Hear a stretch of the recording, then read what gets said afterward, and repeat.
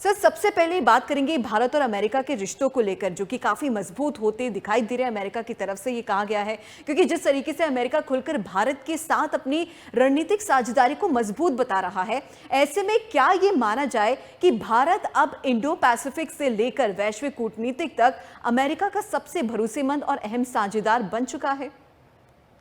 दीपाली जी, मेरा शुरू से आपके चैनल पे, अन्य चैनलों पे मेरा शुरू से पॉइंट ऑफ व्यू था कि भारत अमेरिका का इनकॉन्सिक्वेंशियल पार्टनर है, यानी कि जिसके जी। बिना अमेरिका की बात नहीं बनेगी, अमेरिका की दुकान नहीं चल सकती। मैंने ये भी कहा था अमेरिका से कभी कुछ न कुछ पिनप्रिक आएगी, कोई ना कोई उल्टा सीधा बयान देगा, वो सब चलता रहता है। अब हमारे माननीय प्रधानमंत्री मोदी जी को देखिए, यहाँ हमारे देश के लोग कितने उल्टे सीधे बयान रोज देते रहते हैं। क्या क्या नहीं कहते मोदी जी को, उनकी माता जी तक को नहीं छोड़ते, उनकी स्वर्गवासी माता जी के बारे में भी टिप्पणियां करते। लोगों की शर्म और लज्जा की कोई लक्ष्मण रेखा नहीं है। इसीलिए अगर हम छोटी छोटी बातों को पकड़ के इनको एक बहुत बड़ा राजनीतिक विषय बनाना चाहिए, टीआरपी के लिए अच्छी बातें होती है, बट अगर जियो पॉलिटिक्स के परिप्रेक्ष्य से देखा जाए, अगर आपका दिमाग जियो पॉलिटिक्स समझता है, ये सब नॉइज होता है, इसको फिल्टर आउट करना पड़ता। मार्को रूबियो यहाँ आए, काफी विवाद खड़े गए जी, वहां चले गए, यहाँ कर दिया, वो कर दिया। अब मैं मार्को रूबियो के ने जो कहा है उसके बारे में फ्रॉम अ भारत पर्सपेक्टिव, जहां मैं 140-45 करोड़ लोगों की बात कर रहा हूं, जहां मैं मोदी सरकार की बात कर रहा हूं, जहां मैं भाजपा की बात कर रहा हूं, जहां मैं पूरे भारतवर्ष की बात कर रहा हूं। पहली चीज उन्होंने कहा जी, कल अमेरिका की 250वीं सालगिरह थी। देखिए, भारत में अमेरिका की सालगिरह मनाई जा रही, 250वीं वर्षगांठ आप कहिए, सालगिरह, और तब अमेरिका के एम्बेसडर और अमेरिका के विदेश मंत्री भारत के दौरे पे हैं। चाहते तो ये ट्रिप 2 दिन आगे पीछे भी हो सकता था। एक कल आ जाते, आज आ जाते, 2 दिन आगे पीछे आ जाते, तो ऐसा तो कुछ था नहीं। तो अमेरिका ने अपनी जो वर्ष 250वीं वर्षगांठ है, बहुत बड़ा सेलिब्रेशन है, भारत में उनके एम्बेसडर ने बुलाया, बहुत लोग गए थे। हमारे यहाँ के मुझे लगता है लगभग तक वो सारे गणमान्य व्यक्ति इन्वाइटेड थे। वहां ट्रम्प साहब लाइव आते, 3-4 बातें बोलते। सबसे पहली बात बोलते, लाइव आके बोलते, भाई मोदी जी मेरे परम मित्र है। मैं आपको शुरू से कह रहा हूं, मोदी और ट्रंप की मित्रता है। देखिए, मोदी भी राष्ट्रवादी है, ट्रंप भी अपने हित, वो व्यापारी है। तो अब यहां कहीं ना कहीं क्लेश आ जाता है। मैं राष्ट्रवादी हूं, आप व्यापारी हो, तो आप अपना व्यापार करना चाहते हो, तो मैं अपने देश का सोचूंगा। तो कहीं ना कहीं अगर हमें एक मतभेद आ जाता है, तो वो एक मन का भेद नहीं, मतभेद है, विचारों का मतभेद है। तो ये ट्रंप का कहना भारत की मीडिया के सामने, भाई मोदी जी मेरे सबसे अच्छे दोस्त हैं। ट्रंप ने कहा कि अभी भारत और अमेरिका की जो नजदीक है वो ऑल टाइम हाई है, क्योंकि मैं मानता हूं है। क्योंकि देखिए, आप जो ट्रेड डील करो, इंटरिम ट्रेड डील करो, इससे पहले कहां की, इससे पहले इतना व्यापार कहां था, इससे लेवल इतना पहले कॉपरेशन कहां था। तो ये क्वांटिफाई किया जाएगा, ये केवल बातें नहीं है, इसको आप नंबरों में, इसको आप डाटा में क्वांटिफाई कर सकते हो। तीसरी चीज उन्होंने कही, भाई जब भी भारत को जरूरत हो, you can bank on Trump. Trump Bharat और भारत के हितों के लिए खड़ा है, आप मुझ पर भरोसा कर सकते हो। दुनिया के स्टेज पे ये कहना, मुझे लगता है ये चीजें उसने 2 मुल्कों के लिए कही आज तक, एक इजराइल के लिए और इजराइल के बाद भारत के लिए कही। तीसरा मुल्क मुझे बताइए, तीसरी एग्जाम्पल मुझे कोई दे दे, किसी के लिए कहा हो, किसी के लिए नहीं कहा। ये डायरेक्ट स्टेटमेंट है, और अमेरिका का प्रेसिडेंट अगर ये डायरेक्ट स्टेटमेंट देता है, ये बात यूरोप के लिए नहीं कहता। वो यूरोप मर रहा है ये बात सुनने के लिए, यूरोप के लिए वो नहीं कहता। और चौथी बात, जो सबसे इंपॉर्टेंट बात है, भाई मैं तो मोदी का फैन हूं। अब भाई ये तो बख्त हनुमान वाली बात हो गई।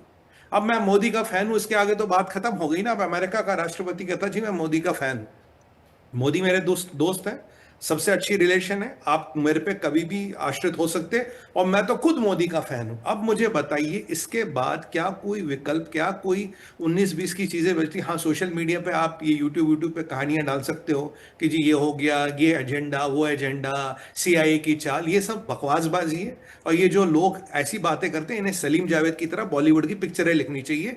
मुझे नहीं लगता इन्हें मीडिया में आना चाहिए। इन्हें कोई हक नहीं भारत और भारत के इंटरेस्टों को खराब करना, 145 करोड़ के लोग के इंटरेस्टों का खराब करना। देखिए, अब मार्को रूबियो से कल एक सवाल पूछा था वो रेसिस्ट कमेंट को लेके, तो आज वो सवाल फिर उभरा। आज मार्को साहब ताजमहल गए, अपनी धर्मपत्नी को लेके, सरगी गौर भी गए। तो उन्होंने एक बात बड़ी अच्छी बोली, बोला यार एक बार बताओ, मैंने कल उस रिपोर्टर से पूछा अगर कोई विशेष घटना है तो बोलो, उन्होंने बोला नहीं। फिर एक अमेरिकन रिपोर्टर ने पूछा जी प्रेसिडेंट साहब ने ऐसा बोला, एक बार वो हेल होल वाली बात।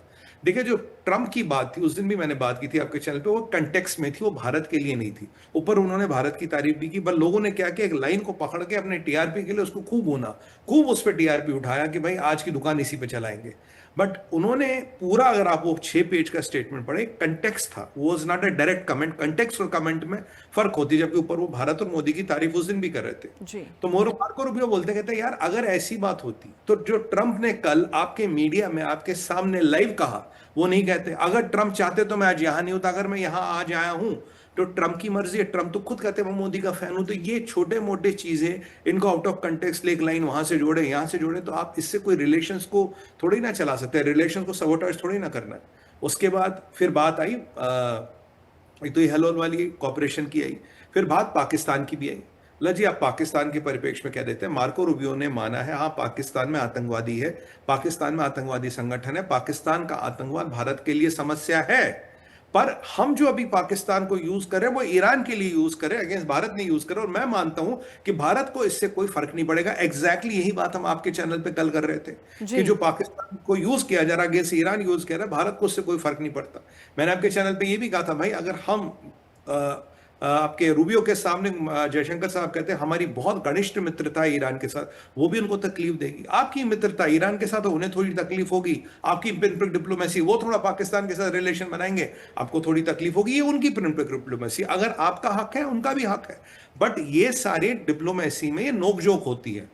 पर क्या हमें बड़े ऑब्जेक्टिव से नजर हटानी? बड़ा ऑब्जेक्टिव है 500 बिलियन की ट्रेड डील, बड़ा ऑब्जेक्टिव है वर्ल्ड की 2 बिगेस्ट डेमोक्रेसीज, बड़ा ऑब्जेक्टिव है मोदी और ट्रंप की केमिस्ट्री, बड़ा ऑब्जेक्टिव है संभावनाएं, बड़ा ऑब्जेक्टिव है डायस्पोरा, बड़ा ऑब्जेक्टिव है फॉरेन एक्सचेंज, बड़ा ऑब्जेक्टिव है रिपैट्रिएशन, बड़ा ऑब्जेक्टिव है ट्रेड, बड़ा ऑब्जेक्टिव है टेक्नोलॉजी ट्रांसफर, बड़ा ऑब्जेक्टिव है 10 साल के डिफेंस कॉपरेशन, और बड़ा ऑब्जेक्टिव है चाइना और उसकी हेजेमोनिक पावर से लड़ने के लिए डेमोक्रेसियों का एक आना, इस्लामिक इन्वेजन से बचने के लिए डेमोक्रेसियों का एक आना। ये बड़े ऑब्जेक्टिव है। जब मोदी जी सोचते वो इस लेवल पे सोचते, वो नहीं कहा कि एक लाइन में क्या लिखा या सुर्खियों में क्या लिखा। अब जो सुर्खियों को मतलब ना कि तिल का ताड़ बनाने का काम करते, शायद वो ऐसी एक लाइनें ढूंढते रहते, पर जो मोदी जी के यहां से हो रहा है बहुत बेहतरीन हो रहा हूं। मैं आपको कह रहा हूं, मैं दिल पे हाथ रख के भगवान कसम कहता हूं आपको, जो अभी मोदी सरकार की डिप्लोमेसी है, अभी मैंने देखी पिछले साल भर में, जबरदस्त है। ऐसी डिप्लोमेसी भारत ने दिखाई नहीं, ऐसी मैच्योरिटी भारत में ही नहीं। स्ट्रेटेजिक ऑटोनॉमी का हमारे यहां मतलब होता था ना इधर का ना उधर का। मोदी जी ने डेफिनेशन दी स्ट्रेटेजिक ऑटोनॉमी की,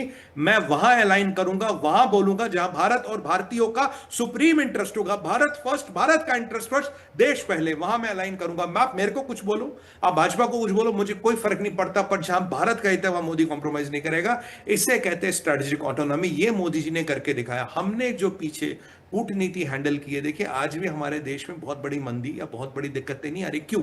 हमने अपनी कूटनीति को बहुत बेहतरीन हैंडल किया। हमारी ऑब्जेक्टिव पे हमेशा नजर है। दाएं बाएं, जैसे आप गाड़ी चलाते हो तो स्पीड ब्रेकर आके आप गाड़ी नहीं रोकते, बस उससे निकल जाते हो। थोड़ी बहुत गाड़ी हिलती है, बट आपकी मंजिल को आपको पहुंचना, स्पीड ब्रेकर की लेंथ और ब्रेड्थ को लेकर आप बातें नहीं करते।